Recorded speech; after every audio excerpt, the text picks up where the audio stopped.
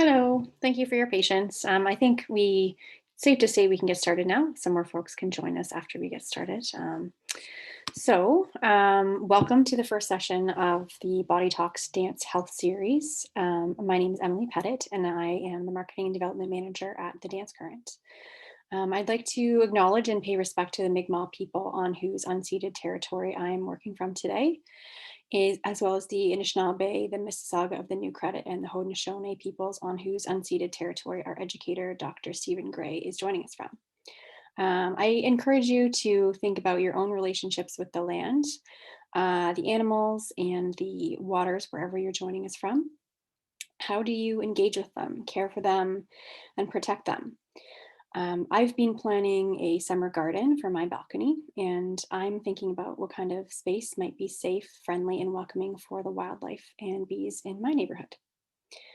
Before we begin, our series sponsor, the School of Toronto Dance Theatre, would like to take a moment to welcome you. So I will just share my screen.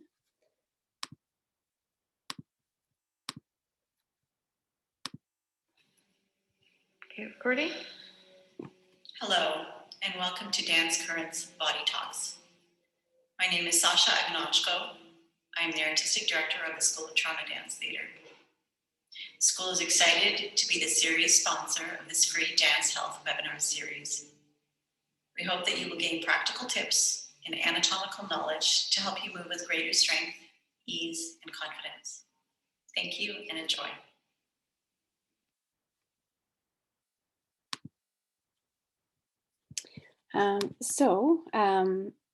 As we only have an hour, I will quickly introduce our educator this evening, Dr. Stephen Gray. Thank you so much for being here, Dr. Gray.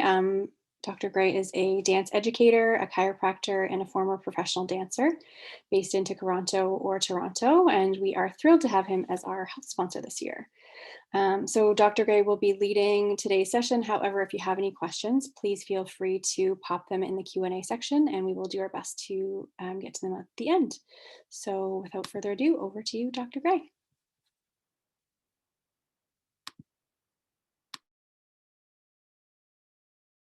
There we go. Hello, everyone. Thank you so much for joining us today. The Dance Current and myself are really excited to share some knowledge today, to think outside the box, and hopefully give you some tools that you can bring right to the studio and your own dance practice and own dance training. So without further ado, I'm going to share my screen, my presentation. Okay, there we are. And let me just go to full screen. All right, so you should be able to see the title as well as a photo of a young dancer and myself looking at their foot. So if that's the case, then everything's on track. So the presentation today is called Clinical Principles Studio Practices. So the point of this workshop is to discuss the tools, the protocols, the methodology, the thought behind how I treat clinically using chiropractic care, and how that relates to dancers, dance studio training, and how we can sort of intertwine the two and borrow principles from each other to sort of uplift both experiences. I am a dance teacher, I'm a dancer, I'm also a chiropractor, and so I use this all the time. So I'm really excited to share some of the knowledge that I've gained through my experience in chiropractic and how that's boosted my own dance training and my teaching practicals. So let's get further going. So clinic meets studio. So first of all, so a chiropractor is a licensed healthcare practitioner who's able to diagnose and treat anything related to sort of the nerves, the muscles, joints, bones, ligaments, tendons, anything sort of neuromusculoskeletal. So when I'm seeing a new patient, I'm using anatomy, I'm using biomechanics, I'm understanding sort of how our body moves, as well as the pathophysiology of various conditions to sort of rule in and rule out my diagnosis as I go. So I'm using my history taking, so the portion of the first intake appointment where my patients get to tell their story, to sort of think about what I think is going on. And from there, I narrow it down during my physical examination. And then we go through consent, and then we do a full treatment. And so the treatment too, that side of it, and that training, whether it's post-rehabilitation or it's pre-habilitation, the thought can be the same, and the principles can be used as a dance educator to work with your students to bring out their potential, to work around certain issues, aches and pains, as well as how we can sort of understand the management of neuromusculoskeletal complaints and how we can support our dancers and align with the health practitioners that they're seeing outside of the studio space. So a lot of these principles I bring into my dancing when I'm doing things like conditioning, cross-training. I'm understanding sort of discrepancies and strategies that I see with my students and how I can give them training tools so they can work around those and work with their body to get their own movement goals achieved with efficiency and, of course, some humor along the way. So let's go to the next slide. Okay, so my first principle, I'm going to be going through sort of different principles that relate clinically, and then I'm going to compare them and how I understand them from a dance perspective and from understanding the perspective of being a dance educator and training our students. So the first one is loading our tissue in various ways. So we understand that when we're doing any movement conditioning training in dance class, we can be utilizing various tools so that way the tissue has ability in various capacities when we're performing. So we know that depending on our dance genre or even the piece that we're working on, or even a chunk of the choreo, we may need flow controlled movement, we may need more explosive fast movement, we may need large jumps, we may need partner work, we may need more flexibility and range of motion to create certain shapes and pictures. And so understanding all the various needs as a dancer and how we can implement them into our cross training for our students and as well as ourselves. So we understanding that when we are training, we are mainly training, when we're doing sort of strength training, we are loading our tissue, our muscle, our tendon, musculotendinous junction, and we want to understand the anatomy. So first of all, understand that your muscle attaches to bone through tendon. So that's just one simple concept that I want you to understand. So if I'm talking about tendon, I'm talking about muscle, it's that same sort of complex. Okay, let's get to the next slide. So the first kind of contraction I want to highlight is isometric. So isometric contraction is essentially where you are contracting your muscle tissue, but you're not actually moving the body parts. So you're not changing the length of tissue. So you can see in the picture on this slide, I've highlighted a very useful wall sit.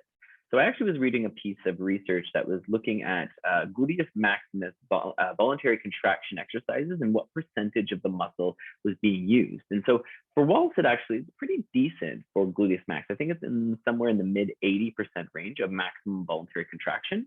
And so with a wall sit, we're not actually changing the shape of our hip flexion, of our knee flexion, or of our spine. So we're maintaining that position. This is a great place to start when conditioning our students because you're actually using that stability of that joint without movement. It's a safer place to start and it provides that stability that we look for so much with our dancers because we're actually constantly improving range of motion. When you think about improving flexibility and range of motion, I want you to think about marrying that with increasing stability all the way. If you get that imbalance, that's where you can lead to that joint pain or those injuries because we might have too much range of motion and not enough stability, or we're trying to push our tissue and we end up stretching or tearing or straining our tissue because we don't have enough range of motion for stability. So that's why these always come together and they always work with each other because you're thinking about the joints that you really need stable for all of the crazy movement that we do as dancers. So this is a great place to start again with my beginners, understanding muscle activation, some body awareness, and some good stability training, especially for joints that we are using in very extreme ways. Okay, let's move on to the next slide. Okay, concentric contraction. So hopefully you can see all of the text in the photo. So if you look at the photo, this is a young dancer doing a crunch. So when you're doing a crunch, you're really utilizing that rectus abdominis tissue. That's the abdominal or that thoracic and lumbar flexor that attaches to the bottom of the ribs all the way to the pubic bone. So this is where you're going to get that thoracic flexion. When you're doing a crunch, that tissue is shortening because you're approximating the chest to that sort of pelvis. This concentric contraction, that shortening, is great for building that increased strength for specifically that muscle tissue. So this is sort of, in my mind, a next step conditioner where you're now adding movement to your body, the body components that you're utilizing during your rehab or your prehab conditioning, but you are changing length and you're approximating. So the tissue is getting shorter. So think concentric as a shortening of tissue. Another great place to start, but it's also great for dance because we do have to kind of contract our body and shorten some of our ranges of motion. Okay, moving on to the next slide. So eccentric. Okay, so this is key for dancers. So eccentric to me is really utilizing that musculotendinous junction. So think about your muscle as it joins that, as I mentioned, as it joins that bone, it's transitioning from sort of muscle cells to tendon tissue. So the tissue is changing, and that area of transition, any area of transition in the body is always an area that's more susceptible for injury. So this is an area that you really want to strengthen with dancers.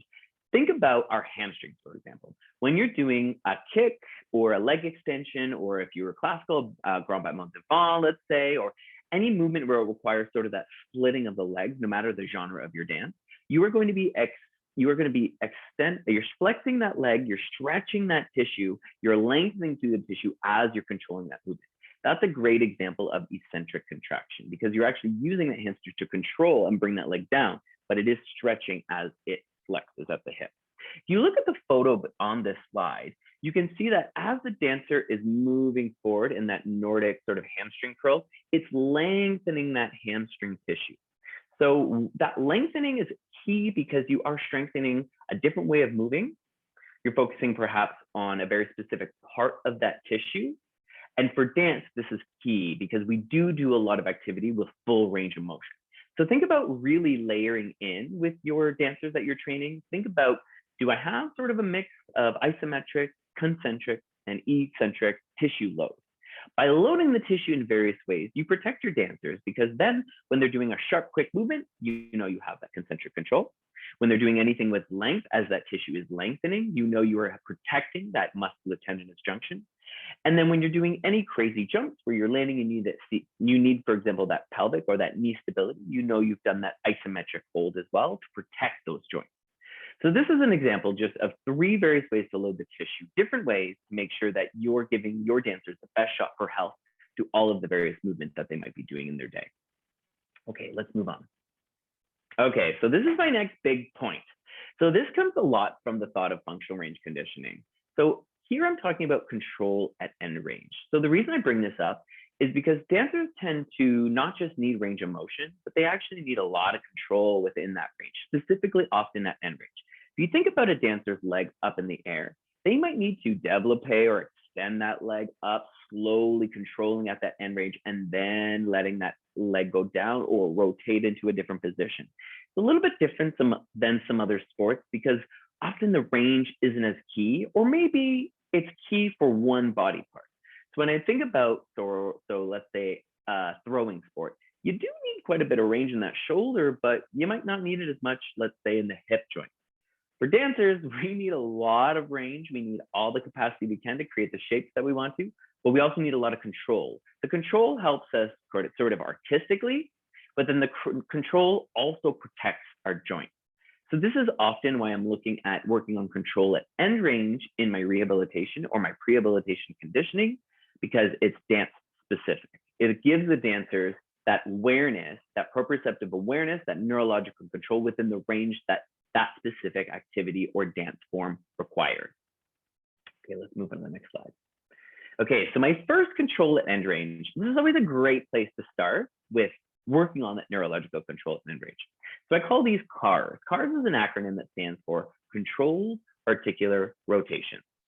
This essentially means isolating that movement while working on that end range control. So this is nothing new for dance, but it's just a good thing to remind us of why we do it and how it serves us as dancers. So you might have heard of isolations throughout your career. They were very big. I know when I was training in the late 80s, early 90s, isolations are something that I don't think is common anymore, but I'd love to bring them back. So for example, I'm going to use a wrist because it's easy for me to show you on screen. This is something key I do. If you have any dancers falling into a plank, doing any partner work, doing any acrobatic work or anything in plank, you're often in that full end range extension. The thing is, when I see a lot of wrist rehab, I see a lot of holding like this in neutral or working on sort of this range. But what I want to focus on with my dancers is the range they're using specific, especially that end range. So this is great because it allows that control. So for CAR, you want to work on using that end range control with only bringing in that one joint. So I'm not even supinating and pronating my wrist. or my forearm, I'm literally controlling that end range at the wrist, keeping this as still as possible. This is a great way to bring your dancers more introspective during the warm up, tune into the body, into that joint, get some control, get some end range. It's going to improve their strength and control. It's going to work on a bit of flexibility and warm up for that joint, and just prepare, especially something like the wrist, for that more athletic movement that we often include in choreography.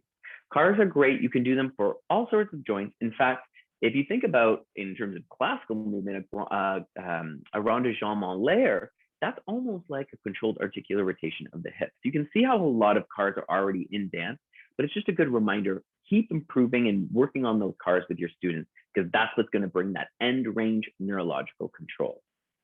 Okay, moving right along. Agonistic and antagonistic stretching. So this is something we've heard over the years. You might have heard it called pails and rails in more of the personal training or the rehabilitation world. You might have heard it called proprioceptive neuromuscular facilitation, or PNF. I don't know, or you might have heard of agonistic, antagonistic. There's all sorts of ways, and there's a lot of ways to do this. So this is all based on anatomy and how our muscles work and communicate to each other. So if you bring it back to nerves, think of nerves as the electricity, the electrical wire to that light bulb. So the switch is here, and then the nerves go to the light bulb, which is our muscles. So when I'm going to take the arm, for example, my biceps flex my elbow, my triceps extend my elbow. So they do the opposite movement. So I know if we're looking here, let's call my bicep my agonistic and my tricep my antagonistic. For my literature, my English story writing lovers out there, it's the same thing in literature. You can think of it as kind of hero or anti-hero or villain. It's kind of like opposition. So when I'm flexing here, there's actually a neurological connection between the agonistic and antagonistic. As I'm flexing here, this muscle on the bottom has to stretch to get to that end position. So as I'm activating this, there's a signal that goes to my antagonistic muscle that tells it to relax so I can get that full end range. By knowing that, we can use that to our advantage during stretching. So this is a little bit more of what I call active stretching. So this is where you may be doing something where if I want to stretch this muscle, I'm actually using that top muscle to get a little bit more of that stretch there. If you look at in the photo of the dancer, they're going to be using their hamstring or their quad, let's say. So the top of their thigh and the bottom of the thigh. They're going to a straight leg raise where they're feeling a stretch in that posterior chain, potentially more in that hamstring, the back of the thigh. And then from there, once you're in that full end range where you start to feel that stretch, now you want to do antagonistic or agonistic. So this is where you're either pushing with the hamstring or you're pulling with the quad. So you might need to use a band or your hands, or even better yet, a partner stretch. So this is something I do in clinic and I do with my patients. My favorite way to do this is with a partner lying on your back, just like the photo. So I take my dancer to their split, that straight leg raise, that battement devant, and then I take their leg to a place where they feel that stretch in the hamstring. And then here's the secret. We actually do 2 minutes of stretching actively, and I do 10-second intervals. So I go to that full place of stretch, and then I have the dancer push back on me with that hamstring for 10 seconds, and then pull away from me with that quad for 10 seconds. Push back for 10 seconds, pull away. The whole time they're in that full split wherever they feel that stretch for them. What this is going to do is it's going to make the stretch a little bit more active, and you're going to get a little bit more out of that muscle tissue with this sort of agonistic, antagonistic stretching. This can be done with any muscle and can be done in any place. So if you're thinking about inner thigh, if you have your middle split flat, you can invert them and you can press down for 10, lift off for 10. Remember, you don't actually have to have that distal body segment actually move during your stretch. As long as you're activating both sides of the muscles, 10 seconds, 10 seconds, 10 seconds for 2 minutes, then you should see that improvement. The reason I'm mentioning this 2-minute mark actually relates to research by Vernon et al. And basically it looks at the point at which they seem to have nucleus activation. That's kind of like the brain of the cell, specifically for fibroblasts. Fibroblasts are a cell that is involved in repair, inflammation, and rebuilding muscles. So unfortunately in our muscles, we don't have great stem cells to regenerate. We tend to put down scar tissue. So as you're stretching there, what's going to happen is you're more likely to get longer, stronger tissue. Inside your muscle cells, you have sort of this, what I describe often patients is think of it as one of those ladders that slides apart. This is the contractile part of those cells. It's called actin and myosin. So as you're stretching that 2-minute mark, the goal is that at that point, the fibroblast is going to say, okay, we clearly need longer muscles and they need to be strong. So instead of that temporary passive stretching of the tissue that just goes back tight, now we're trying to encourage those fibroblasts to actually lay down a longer ladder. So now you have longer stretchy tissue that's still strong because it's still got that contractile component. This has gone a little bit over your head in terms of the science of it all. Just think about opposition of muscle. Whatever muscle you're stretching, you're going to activate that, and then the opposite one that does the opposite action. Super. You don't even need to know anatomy. Just think of opposite and think of action. Okay, let's move on to the next slide. Okay, training in various ways. So this is where I talk about different ways to train. So we're talking now endurance training, power training, strength training, all of those aspects. With dance, we do explosive moves, we do slow controlled moves. We need to last for maybe a whole show, a whole competition weekend, a 10-minute piece where it's high cardio the whole time. We have so many demands that we require for our muscles that we want to actually train those in various ways. So when we come up to those demands, we're ready to do those without experiencing any injury. So it's a little bit different than, say, you're a long distance runner. You need to have mainly endurance, let's say. For dance, it's not always the case. You could have an explosive solo, but you could also be in a 3-hour show, and you might have an 8-show week, and you might also have to teach, or you might be teaching all day. There's so many demands that we put on ourselves as dancers. So now we're going to get into some of those. Okay, endurance training. Honestly, this is where I mainly focus in clinic. Endurance training supports posture. It's a training that's more cardiovascular. So this is what's going to get your dancers moving through longer rehearsal days, longer pieces. So with endurance training, what I'm doing is the load or the weight that I'm using is either very minimal or it's body weight. Also, the repetitions that I'm doing, so if I'm doing an exercise, I'm doing more repetitions. So it takes longer to fatigue the muscles, so I have to do more. Or I might be doing a plank and not moving at all, so I'm going to be holding my plank for 60 seconds versus just doing a 30-second exercise. This is going to be so great because you're improving the muscle's ability to work over time and to be able to have that long endurance, that cardiovascular connection. This is so key for dancers because as dancers, we need to be able to rehearse. A lot of the days are, for example, 10 to 6 p.m., 6 days a week. It's long rehearsal days, long rehearsal nights, and we unfortunately can't get injured or have too many issues during rehearsal period because there's no time to sort of heal truly. Once you start rehearsal, you get right into previews, you get right into opening, and then you're right in your run. So you don't want to experience those injuries or any of those fatiguing that you can get, and then which leads to further injury because you don't have that stability. You don't have that fundamental piece, which is that endurance training. So for this, I want you to think about bringing down the weight and maybe not using weight at all, but doing repetitive movement over and over that's specific for the muscles you want to train, but in a much lighter way. So for example, plank is a great example of how we're not holding our breath, we're breathing, but we're doing something for a longer period of time to really improve that endurance. Okay, let's move on. Power training, yes. So power training, the formula of power, if you look at sort of the physics behind it, power is mass, sort of your body mass, times acceleration. So acceleration is where we're speeding up. Our velocity is increasing. Our speed is increasing, okay? Think about getting on that 401. We're speeding up, we're ramping on to that highway. This is power. So this is a lot where your big explosive jumps, your acrobatic moves, your grundle leg row, whatever style of your dance you're doing, there's probably an explosive power moment because it's where a lot of the excitement from choreography can come. Also, a lot of music it's conducive to power moves because you get that big range or you get that fortissimo or you get something that just calls for that explosive movement. This is great because you're working on that musculotendinous junction. You're also working on that eccentric loading of the tissue as you fire back into power training. For power training, I really, really, really do stress that it comes later in your conditioning. You want your dancers to be really warm, be very body aware, and then we start to work on power training where you're working on explosive movement. This is going to give dancers that height really quickly for those big moves, those jumps with maybe a turning or a switching element, or even the acrobatic skill where you need to have a certain amount of height to get all the way 360 rotation. don't shy away from power training and leave it for actual like technical training of dance.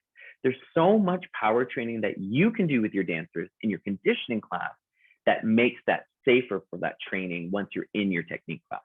So actually, this brings to mind one of my favorite research articles that actually compared martial arts to dance injury. So it wasn't a huge study, but they did look at why the rates for dancers are often higher for injury of same muscle during a same action. So what they did is they took a look at a kick, like a kick or a grand battement devant, and they compared to sort of that same kind of kick motion in martial arts. So they compared the two because the range and the split was similar, as well as the way they were executed. Yes, there was discrepancies between the movements, but I think it's the closest they could get. What they determined was that the reason they thought there was more injury rate in dance was because that the cross training involved with martial arts was higher. So let's explain it this way. Instead of just doing that one kick over and over in martial arts to get that move, they were actually training, okay, well, let's look at what flexibility we need. Let's train that. What power do we need? Let's train that. What control at end range do we need? Let's train that. Breaking down the moves and some of the elements that I'm talking about today can lead to less injury with your dancers. So you want to really use that cross training efficiently and not even do anything that looks too much like dance in it. Take that element out and just train the basics in each of these sort of categories that I'm hitting today. At the end of my presentation, I'm going to have a summary slide, which will be great because that'll kind of hit each component and remind us again. That's a great moment if you have your camera to take a little picture too, because that'll summarize everything. And then when you're doing a class, it's a good little mini checklist to remind yourself, how if I hit enough of the elements to make sure that the class I've designed, the conditioning class, kind of serves dancers in a variety of ways. Okay, let's move on. Strength training. Okay, so my opinion on strength training is sort of threefold. One reason that you might do a lot of strength training is for bone health. So there's something called Wolff's Law, where essentially your bone responds to the load and imposed on it. It's the said principle where basically your bone becomes more dense the more you kind of tug on it with weight training. And if we stop tugging, your body will be like, I guess we don't need that bone. It'll become a little less dense.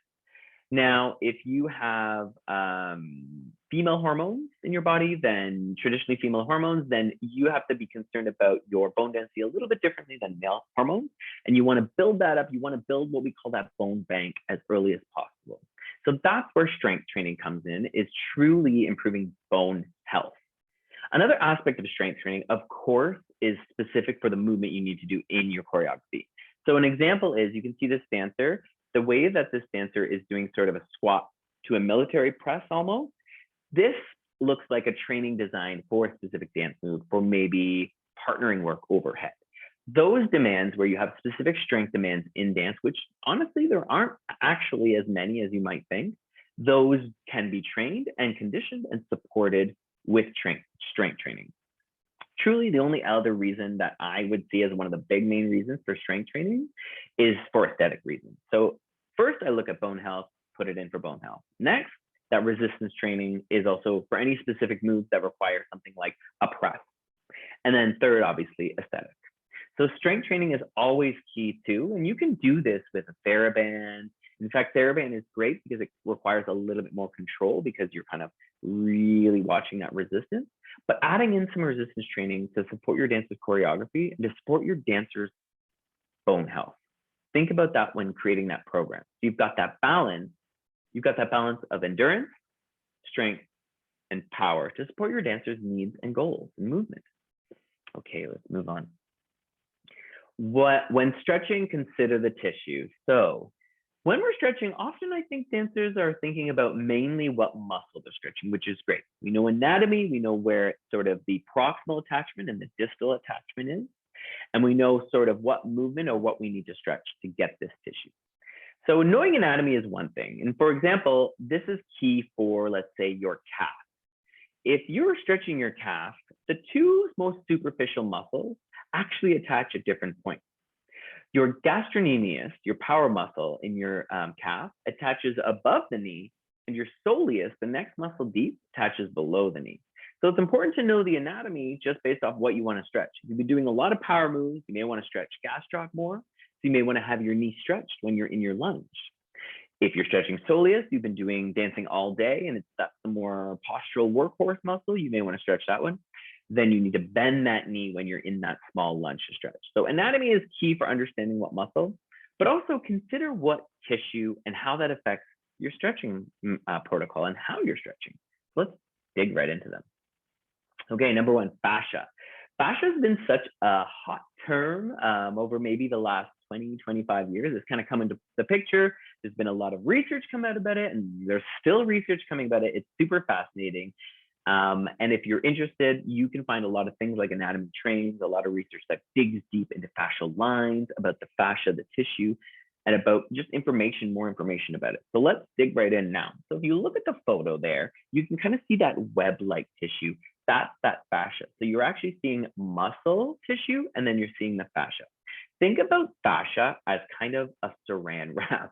It's like a wrapping that kind of goes around and separates everything. So you have superficial fascia around your skin, you have deep fascia, you have interceptal fascia, you have fascia around each muscle, you have fascia around fascicles within the muscle, you have your IT band is just a thickened chunk of fascia. You have fascia everywhere. You have fascia in your feet, your plantar fascia. I'm sure you've heard of plantar fasciitis or fasciosis if it's chronic. That's another fascia. There's thickened fascia. There's fascia everywhere. So number one thing you need to know about fascia is, first of all, if I'm going to be stretching and focusing on fascia, number one thing is I want to make sure I'm hydrated. Make sure that fascia is lubricated and feeling stretchy so we can get to work on it, okay? For fascia, honestly, I've looked at the research for rolling and there's not a ton of great research to show that, it needs to be implemented in your program, but you might consider it. Now, first thing to know about fascia is it doesn't contract like a muscle tissue because it doesn't have actin and myosin. So if you're rolling something like your fascia, your IT band, you probably won't get any therapeutic benefit from it because your IT band is so thickened that if I attach your IT band to a truck, I could probably, well, I couldn't because I'm not strong enough, but you could pull that truck and that fascia wouldn't break, that IT band wouldn't break. But it's important to understand that, maybe you're warming up your fascia, you're getting your muscles warm, you're improving that overall cardiovascular, making sure you're nice and hydrated, doing a bit of rolling out, getting that gentle movement going. That's where you want to start to think of working with your fascia. The other thing you want to think about is once you've torn your fascia. So the image that I often use is think about your fascia as like a pair of fishnet tights. If I have a tear in it, well, I've got a tear in it. So now my body is going to repair it. Now, as I mentioned, your body always doesn't do a great job repairing to make sort of the same tissue that was there before. It sort of haphazardly throws down scar tissue. So if I have a tear right here in my sweater, let's call this my fascia, I have a tear, I'm going to kind of throw down a bunch of globby like scar tissue on it to like mend the area. But now you can think of that fascia as like almost like this. So think about when your body repairs your fascia as if someone was sewing up your fishnet tights and they were in the dark and they couldn't really see what they were doing. Now they kind of did a sew job, it's sewn up, but it's not that great. So now it's puckering. This is why often when we get that damage to our fascia, why we get that like pinchy pulley feeling when we go to do, like if you've torn fascia in your thigh, the back of your thigh, when you go to do your splits, you get that pinchy pulling. That can be due to, in part, because of that fascia, the way the scar tissue is laid down, and now there's that pulling. This is why that may be addressed in the way you're stretching or in the therapy that your dancers are getting to sort of bring back that full range of motion. Okay, let's move on to the next tissue. Skeletal muscle. So this image breaks it down. So remember when I was talking about actin and myosin, the sort of contractile sliding ladder? That's right here in that purple and that yellow. You can see those. They're super, super tiny. You can actually YouTube some videos. If you YouTube actin and myosin, you'll probably see like a little cartoon of it kind of like contracting. Gives you a bit of an idea of what's happening. And then you can see here, you've got one muscle cell. So one muscle cell where it says sarcomere, that black and white sort of cow pattern. And then you can see here you've got a bunch of cells in a fascicle, a bunch of fascicles making that myofibril, and then you've got that large muscle tissue. So the reason I bring this up is because each muscle, you've got a whole bunch of cells, the whole length of that tissue. So when you're stretching muscle, the key to knowing about stretching muscle, this is a contractile tissue. So now to use this to our advantage to stretch that muscle tissue, you want to make it active. And that's why I brought up those tails and rails with that agonistic, antagonistic stretching, because that's going to focus that resisting and working each muscle on each side. That's going to work that muscle tissue, and you'll get a little bit more extensive quality from that muscle tissue when you're applying a more active approach. So this, again, we understand our muscle stretching is also based off anatomy. So when I bend a joint or I stretch a joint, it does change which ones are tight or slack, and then it gives you a little bit more information of what you need to stretch. If your dancer is very restricted with their knees bent in a split, then you need to focus on that knee bent stretch and then the leg stretch. So you want to be able to do two, a knee stretched split as well as a knee bent split. So you're kind of getting all the muscles, the ones that cross the joint and the ones that don't. Okay, let's move right along. Okay, nerves. So a little bit of a quick anatomy of nerves. Think about your brain connecting down right into your brain stem and then into your spinal cord. Your spinal cord goes all the way down until it just becomes sort of the hairs, the tail at the end of the spinal cord. And those are the nerves that are going to go out, but there's no more cord. Along the way of each cord, you have nerves kind of jetting out each way. These nerves are for movement, motor function, they're for sensory, they're autonomic and your autonomic nervous system. You have a bunch of nerves kind of going out under each vertebrae. Your nerves from your neck go also into your arm. And then the nerves at the bottom, those nerves that last ones, they come out in the trunk as a sciatic nerve and they feed into your entire posterior leg. So when I'm stretching neural tissue, this is where I bring head and foot into motion. So have you ever done a stretch when you're in dance class where you've got sort of you're in a forward fold, mind my socks, you're in a forward fold like this, your feet are stretched. When you flex that foot and look up, the reason that your teachers probably have been doing this over years and you've been doing this is because of neural tension. So when I have that full flexion, I'm kind of tensing that whole nerve pathway all the way from my brain, all the way to that nerve at the end of my foot, okay? When I flex my foot, I'm pulling the nerve that way. When I flex my head, I'm pulling the nerve towards the head in the opposite direction. So if I'm going to do a flex stretch, if I don't lift my head, then I'm going to be really tensing that nerve connection, that sciatic nerve. This is okay, but this is something you need to be a little more careful with. And you're looking for symptoms that we call radicular symptoms or nerve symptoms. These can look like paresthesia, so like all of a sudden a loss of sensation, numbness. It can feel like pins and needles. It can feel like an electric sensation or even a burning sensation. Those are the four most common symptoms or sensations described when dealing with nervous tissue or that stretching or even injury. So this is something to be mindful with your students, to have that conversation of like good stretch versus bad stretch, but also to understand that if we're applying that head up and that flex and then that stretch, it's not just going to help preserve our nerve, but it's actually going to help actually improve that nervous mobility. So as our nerve travels from the spine through all the muscles and whatever its pathway is, if a muscle is too tight that it passes either under, over, or even, sometimes your nerve can go through. There's a muscle in your glute called your piriformis. It's one of your deep six external rotators, and your sciatic nerve can either go above, below, or even through, depending on your anatomical variant. We're all different the way we're made. And so understanding that, if you're doing a bit of that head and foot movement when you're in that stretch, that's actually going to mobilize that nervous tissue. If you're actually interested in more of this, you can look up you can look up nerve tensioning exercises that give you a little bit more of info on how that sciatic nerve can be moved.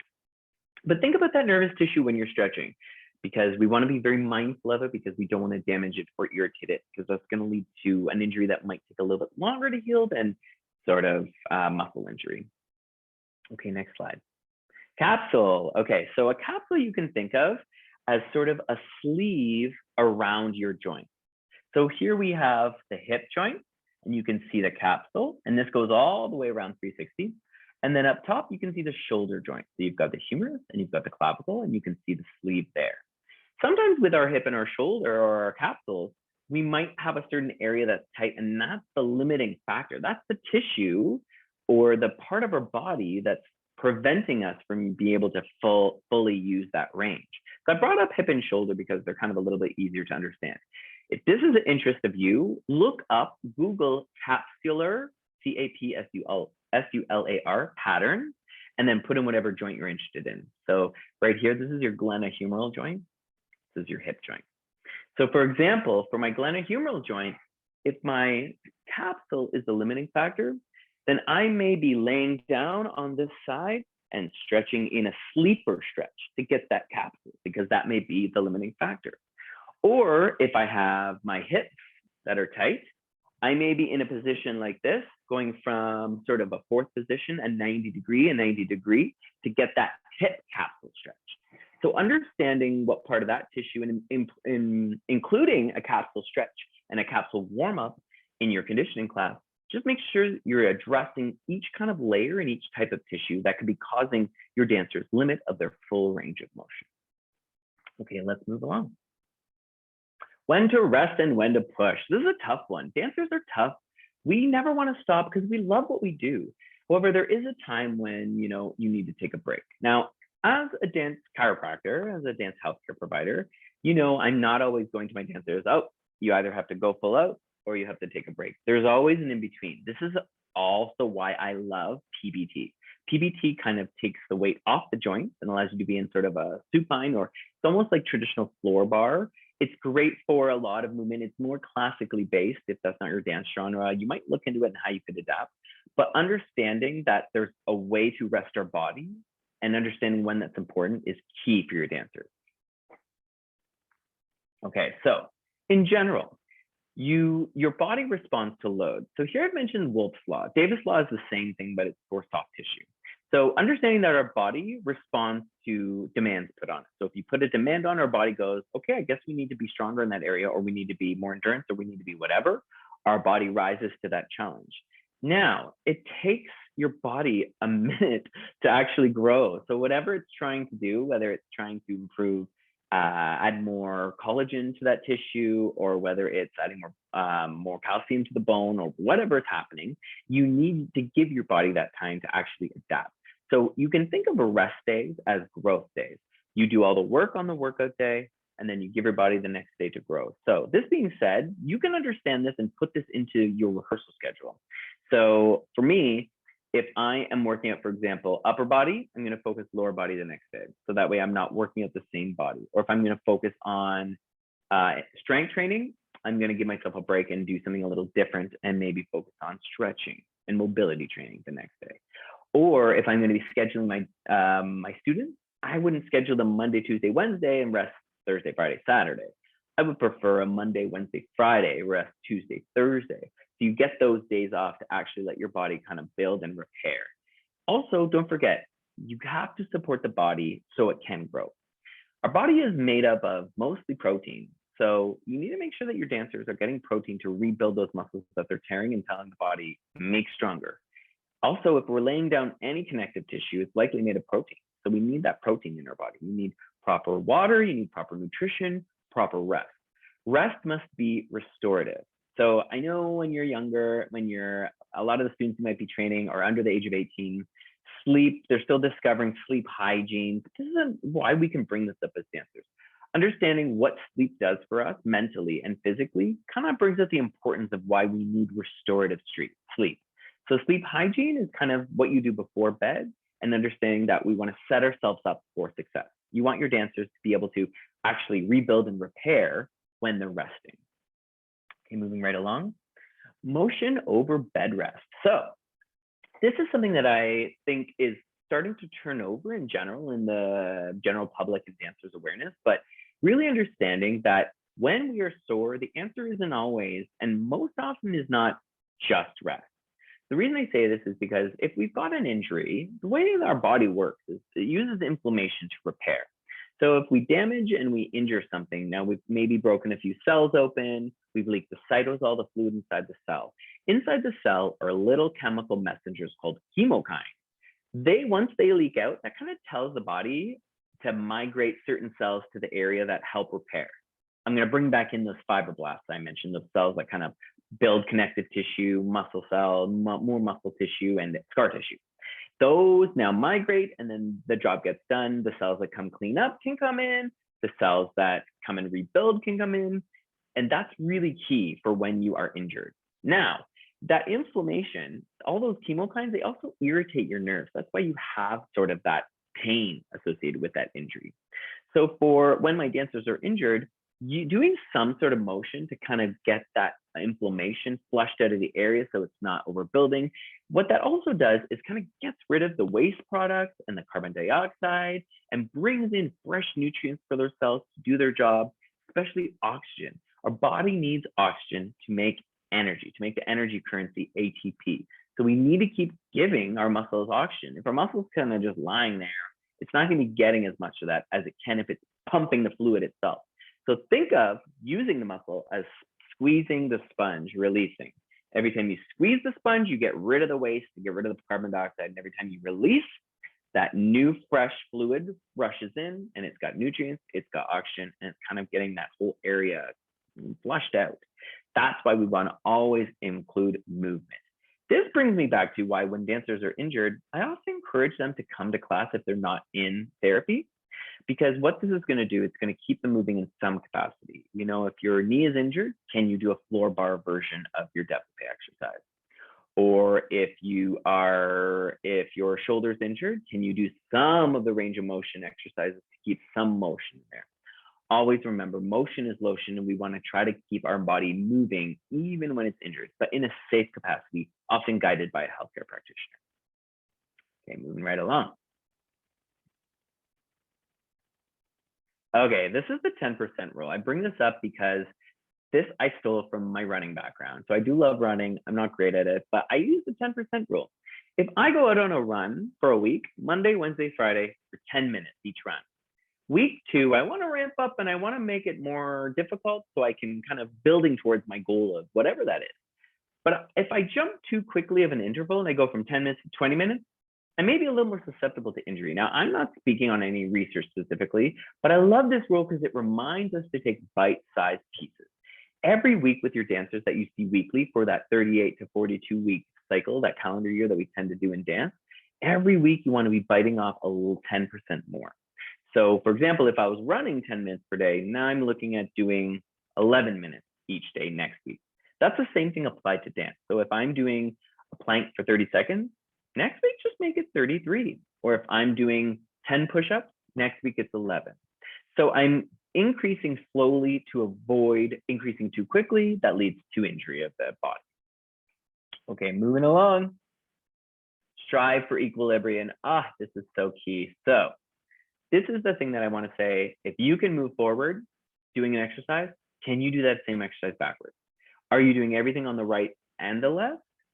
Are you doing everything upside down that you can do right side up? You want to strive for balance. Also, are you focusing on endurance, flexibility, strength? You want that balance across every spectrum that you have in your toolbox. We want to create balanced dancers. Remember, working often, there's that neurological connection from right to left. So working on something on your left will actually feed your right. It will also help you from overdeveloping one-sided muscles and leading to compensation or sort of that imbalance that can lead to injury. Next, always go back to the core. This is a big factor for me. So your core is a set of muscles. You can think of it as a pop can. Pop can has three-dimensionality, 360 around and a top and a bottom. So when I talk about core with dancers, my bottom is my pelvic floor, my top is my diaphragm, and all the muscles around are that core. So rectus, your obliques, your extensors, and then deep, your transverse abdominis, multifidus, and there's a whole bunch of muscles in there. So when I'm cueing core, I'm actually using the more current research that relates to perinatal patients. And so we use the cue core by thinking of like pull your belly button to your spine is a common one I used to use. Now what I use with my dancers is I have them feel their ASIS, their hip bone. Now I say, imagine a muscle between your ASIS, okay? I want you to think of squeezing those bones together by turning on that muscle gently. That's going to activate that core. Okay, that's going to activate that TA muscle, that transverse abdominis, deep within that core, and that's going to protect it. So really understanding how we cue core before we do any core training is key. When we're using our core, I want you to also think about modulating. So you're not always using 100%. Talk about with your students, okay, if this requires 25%, turn your core on 25%. Overactivating your core can just lead to a little bit more wear and tear on those discs. can often lead to that low back pain. We also want to be really efficient because we need our core to be turned on the whole time we're dancing. We don't want it to fatigue too early by going at full tilt 100% when we don't need it. This also gives a nice diagram of that top, bottom, that three-dimensionality. Intra-abdominal pressure. So there used to be a thought that if I just created intra-abdominal pressure, my core would be supported. Now we know that that actually is not accurate. It actually just stresses your discs in your spine. So this is why when you're training core, you want your dancers to be breathing naturally, not holding onto that breath. It's great if you can get your dancers to talk or sing while they're doing core work, because then you guarantee that they can breathe. Okay, and why focus on core? So there's a ratio from the front of your core to the back that we can think about. Often when we think about core, I see dancers doing crunches. They're overtraining that anterior aspect. We actually want our posterior aspect of our core to be 1.5 times the endurance of the anterior. So if you're doing only crunches, take those out for a while, do some back exercises, improve the back side of your core. Okay, and last but not least, support psychosocial factors. So I'm going to briefly go through some psychosocial factors and some flags. We use flags in clinic to kind of notify us of either things that need to be addressed immediately or other areas that can impact the improvement or the lack thereof, what we call prognosis of our patient. So let's get to it. Yellow flags. So yellow flags are essentially where you don't have a diagnosed mental health condition, but you have some mental health related things to your condition. So maybe you believe you're very worried about your pain, or you believe that if you move your body, you're gonna damage yourself. This is a yellow flag. If you have a dancer that is thinking this way when they're training it, you may need to have a discussion about and address this yellow flag. That way you aren't frustrated with your dancer who's actually in fear of doing certain movements. Blue flags. So blue flags are where you believe that work lead to injury. So this is where maybe your dancers are feeling like a certain teacher or a colleague is not understanding their injury or their limitation or their issue. So this is always addressed in making sure that we have strong teamwork skills with our team, we support, and we understand that our staff in our dance studio and every single person working with our dancers understands that, you know, certain conditions will need to be supported, and no pain, no gain is not always the answer. Black flag. So this is where we're talking about maybe what I've got here, a little bit of a helicopter parent. So this is an over-concerned family member or healthcare practitioner. So this is something that we can address if we understand that maybe a student might have a minor injury and we believe that a parent is catastrophizing. This is a little bit more difficult to address and you might not be comfortable with this, but this is where you might want to have a conversation with the healthcare practitioner to maybe come up with a team effort to address. And finally, pink flags. So pink flags are awesome. They're positive. So pink flags are things that show great prognosis. So you're not concerned about your pain. You think you're going to get better and you believe there's no magic fix, but slowly working through that pain with movement. These are all good signs. These are things you actually want to point out because they're positive prognostic factors. If you see these in your dancers, keep supporting and lifting them up. Also, I urge you to look up motivational interviewing, as it's a great way to encourage your dancers with their pink flag. So instead of saying, I love how beautifully you dance, you can say, I like the way you had so much courage and you really went for it when you were going across the floor in this new skill, how brave you were. It's just a great way to uplift your student with motivational interviewing, addressing pink flag. Okay, let's go through the take homes real quick. So number one, give your students as much variety as possible in training them. Always want to give them variety because that's what they're going to experience in all the different areas throughout their dance career and their lives with dance. Number two, consider all of the different types of tissues when addressing stretching and think about not just the muscles limiting or range of motion. And finally, rest and support are a part of the process.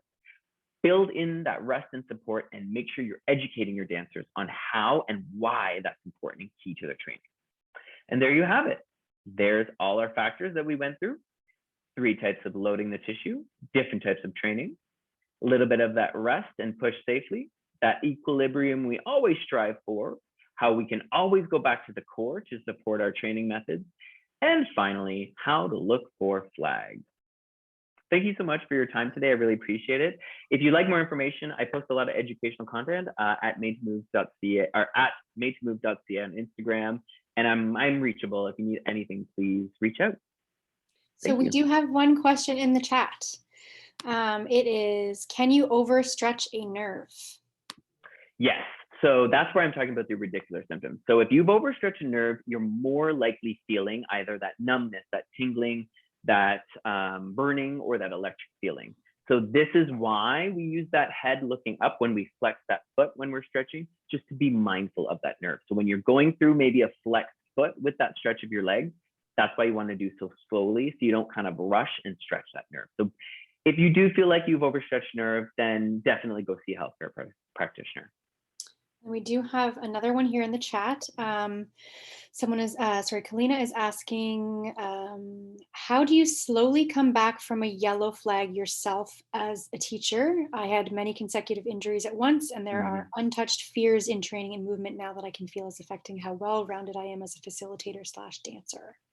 So I would go 3 routes. Number 1, I would get support from a manual practitioner, so someone like a physiotherapist, a chiropractor, someone who has a license to work with movement, talk to you about any discrepancies they're noting and anything they can do with their hands to kind of help you move along your way, especially if you've got tissue tightness or if you need to maybe take back what you're doing a few steps and build slowly. Also, you may want to work with sort of a mental health practitioner, someone like a counselor or a psychotherapist, because that's real. That's a real issue that you can get addressed through therapy and counseling. And I wouldn't shy away from that at all. The other thing is, if you are experiencing fears like that, talk to your colleagues, talk to people. You're not alone. Everyone goes through that. I will tell you, I tore my hamstring and I've been so hesitant about doing certain moves because I just think it's going to catch because my muscle's been catching for quite a while. So it's real, but I would get the support from the mental health side as well as the manual therapy side. Great, and I think we have time for one last question here, which is how do you address a trapped nerve?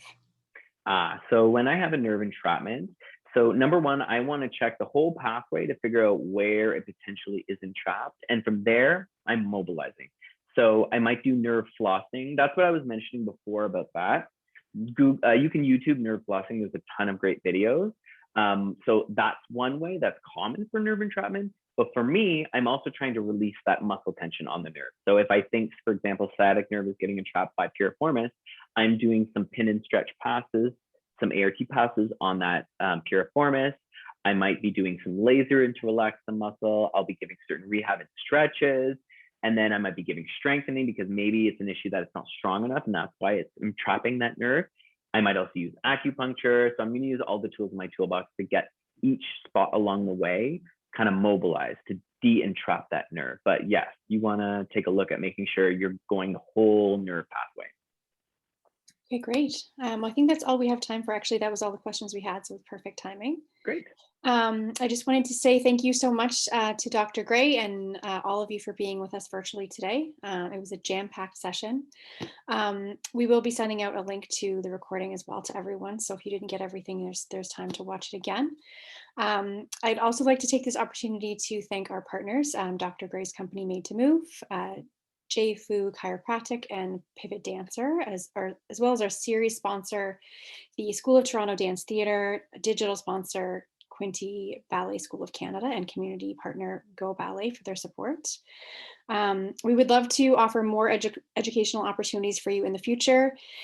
And to do so, we do really need your support. So if you enjoyed today's session and are able, we would love it if you would donate $5 to $10 to support our educational mandate at the magazine.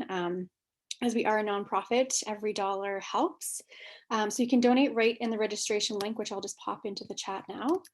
And also, don't forget, we do have 2 more free sessions coming up in the next couple of weeks. So it's the same time next week and the week following. Next week will be with dance physiotherapist Dinah Hampson of Pivot Dancer, focusing on the knee. And the following week will be yoga therapy session, very hands-on, very active session with Dr. Joyce Fu of Fu Chiropractic. So if you haven't already, the same link I'm popping in the chat, you can register and we hope to see you there. I'll just pop this in now. And there you go. Thank you so much to everyone. And if you have any questions for me, please feel free to email emily@thedancecurrent.com. I can always pass them on to Stephen, or I believe Stephen, is it okay if I share your email? Yes. Okay, it's hello@madetomove.ca.